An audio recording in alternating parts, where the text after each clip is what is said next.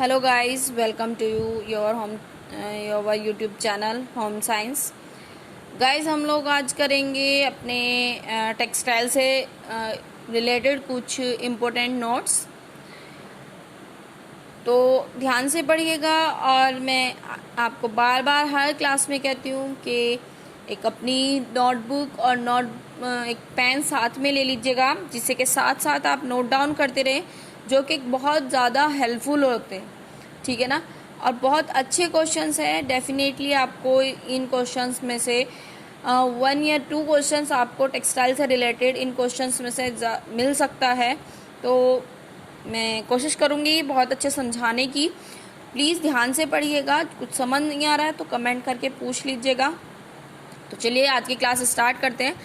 बनावट के मुख्य सिद्धांत, यानी कि बनावट के कौन कौन से सिद्धांत होते हैं। बनावट के सिद्धांत होते हैं अनुपात, संतुलन, लय, आकर्षण केंद्र और अनुरूपता। ध्यान से पढ़िएगा। मैं एक क्वेश्चन 2 बार रिपीट करूंगी, लेकिन आप बहुत ध्यान से इसको पढ़िएगा। बनावट के मुख्य सिद्धांत कौन कौन से होते हैं? अनुपात, संतुलन, लय, आकर्षण केंद्र और अनुरूपता। सेकंड है आपका कपड़े धोने की 4 विधियां। कौन कौन से 4 विधि होती हैं कपड़े धोने की?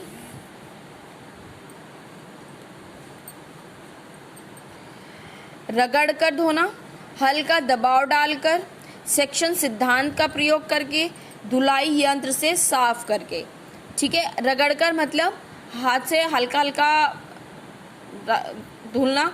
दबाव डालना यानी कि आप ब्रश का यूज़ करके, या फिर घर में नॉर्मली हम हाथ से बहुत टाइटली हाथ से धुल देते हैं, उस टाइप से। सेक्शन विधि यानी कि पहले होता था, काफ़ी टाइम पहले एक टब टाइप से होता था, उसमें ऊपर से प्रेशर डाला जाता था, उसका प्रयोग करके। धुलाई यंत्र जैसे कि अब आजकल हम वॉशिंग मशीन यूज़ करते हैं, ये सब चीज़ें इस टाइप से आपकी धुलाई होती है। 4 विधियां हैं, ध्यान से पढ़िएगा। कौन कौन सी एक बार और रिपीट कर लीजिएगा। रगड़कर, हल्का दबाव डालकर, सेक्शन सिद्धांत का प्रयोग करके और धुलाई यंत्र से साफ करके। ठीक है।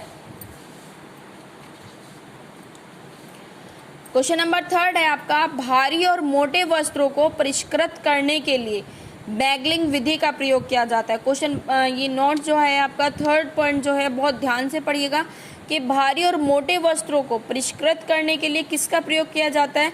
मैगलिंग विधि। किसका प्रयोग किया जाता है? मैगलिंग विधि का प्रयोग किया जाता है। ठीक है। क्वेश्चन नंबर 4 है व्यापारिक लॉन्ड्री में वस्त्रों को प्रक्षित करने के लिए कैलेंडरिंग विधि से परिष्कृत किया जाता है। यानी कि जो लॉन्ड्री होती है वहाँ पे आप किस विधि से आपके कपड़ों की धुलाई की जाती है? कैलेंडरिंग विधि से। ठीक है। कौन सी विधि से? कैलेंडरिंग विधि से। ध्यान से पढ़िएगा। अगर कोई टॉपिक, कोई क्वेश्चन आपको समझ नहीं आ रहा है, आप दोबारा से पूछ सकते हो। पॉइंट नंबर 5 है मुख्य विलायक पेट्रोल, तारपीन का तेल, मिट्टी का तेल, बेंजीन और तथा कार्बन टेट्राक्लोराइड है। कौन कौन से विलायक हैं मेन?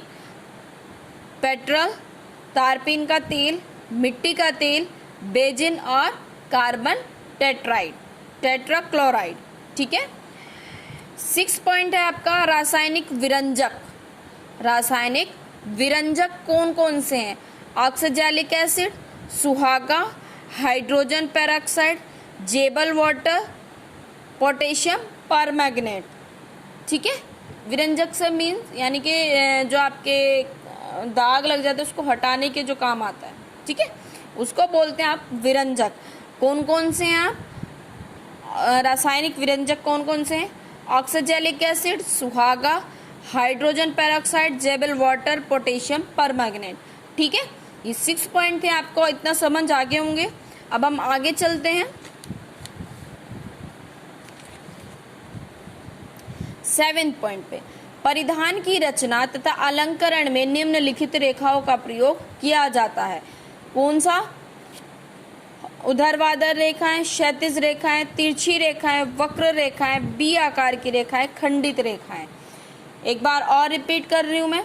कौन कौन सी रेखाएं यानी कि लाइंस का यूज होता है? हॉरिजेंटल, वर्टिकल, ऑलिम्बिक, वक्र यानी कि इस तरह जिगजैग टाइप से होती हैं, जो थोड़ा ऊपर नीचे करके, बी आकार की रेखाएं, खंडित रेखाएं, इनके टूटी फूटी कुछ, ठीक है। इस तरीके से आपकी 6 रेखाएं होंगी, 6 लाइंस हो गए, ठीक है। पॉइंट नंबर 8 है आपका, परिधान के बाह्य आकार को प्रभावित करने वाली निम्नलिखित रेखाएं हैं, यानी कि परिधान के बाह्य आकार को प्रभावित करने वाली निम्नलिखित रेखाएं हैं। कौन कौन सी रेखाएं हैं, ध्यान से पढ़िएगा जरा। ग्रीवा रेखा और अलंकरण एवं सह, अलंकरण एवं सह। उपकरणों का उचित स्थान व्यक्ति की लंबाई के प्रतिकूल लंबाई में कलियां, ठीक है, यानी कि उसके हाइट के अकॉर्डिंग आप उसमें किस तरीके की लंबाई कली, मतलब क्या उसको शेप अच्छी लगेगी। अगर ज़्यादा लंबा है तो उसको किस टाइप के लाइन में कपड़ा अच्छा लगेगा, कम हाइट का है तो किस लाइन में कपड़ा अच्छा लगेगा। भरे पूरे परिधान, ठीक है। 9 पॉइंट है आपका, हैदराबाद में सिल्क से निर्मित साड़ी और धोतियों को पीताम्बर या पैठनी वस्त्र कहा जाता है। मोस्ट इम्पोर्टेंट क्वेश्चन है ये, बहुत अच्छा क्वेश्चन है, बहुत अच्छे से इसको पढ़िएगा, इसको नोट डाउन ज़रूर कर लीजिएगा, ये एक अच्छा क्वेश्चन बनता है। परिधान में सिल्क से निर्मित साड़ी और धोतियों को पीताम्बर या पैठनी वस्त्र कहा जाता है, ठीक है। नेक्स्ट पॉइंट है आपका, राजस्थान में पुरुष धोती को एक खास अदा से पहनते हैं, उसे आम बोलचाल की भाषा में टूडे कवा क्या कहा जाता है, टूडे कवा कहा जाता है। जो राजस्थान में जो जेंट्स लोग होते हैं जो धोती पहनते हैं उसको वहाँ की लैंग्वेज में क्या कहते हैं, टूडे कवा, ठीक है। क्वेश्चन नंबर 11 है, पॉइंट नंबर 11 है, राजस्थानी पुरुषों के द्वारा ऊपर पहना जाने वाला वस्त्र अंगरखा कहलाता है, यानी कि जो ऊपर की साइड, नीचे तो वो धोती पहनते हैं जिसे टूडे कवा कहते हैं, और जो ऊपर कुर्ता टाइप वो पहनते हैं, इस तरह से होता है ना, थोड़ा जैसे शॉर्ट टॉप हो जाता है, फिर इस टाइप से शॉर्ट सा होगा और नीचे झालर लगी होती है और थोड़ा तिरछा बनता है।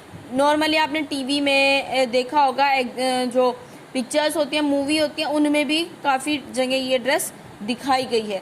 तो इसे क्या कहते हैं, अंगरखा, क्या कहते हैं इसको, अंगरखा।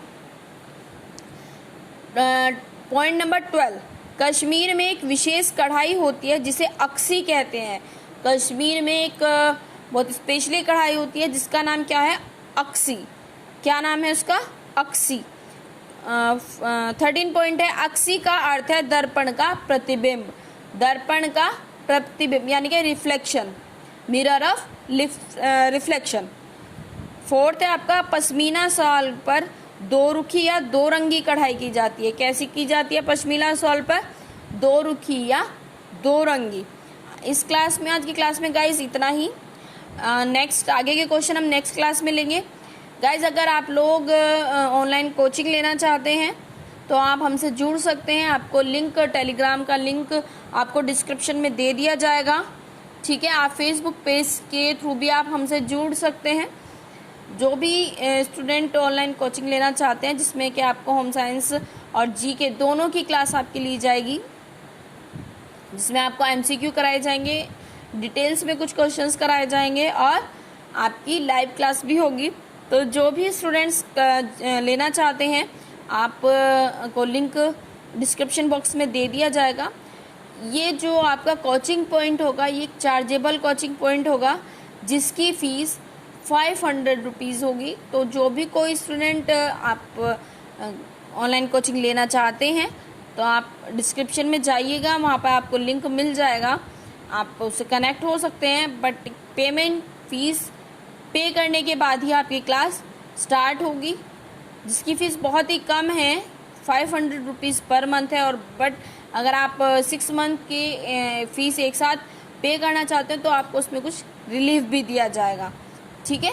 आज की क्लास में गाइज इतना ही। Thank you, good night and take care.